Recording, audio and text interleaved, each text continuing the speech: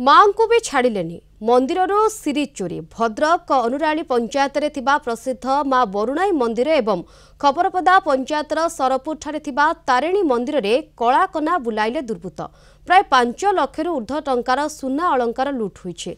गतकाली विलंबित राति दुर्बृत्त माने मंदिर ग्रिल और कबाट भांगी मंदिर भितर पशिथिले। मां को हुंडी सुना और रूपार हार मुकुट चिता आदि लुट करी फेरार हो जाइथिले। सकाळू मंदिर गेट ताला भंगा जाइथिबा देखि पुलिस को खबर देइथिले।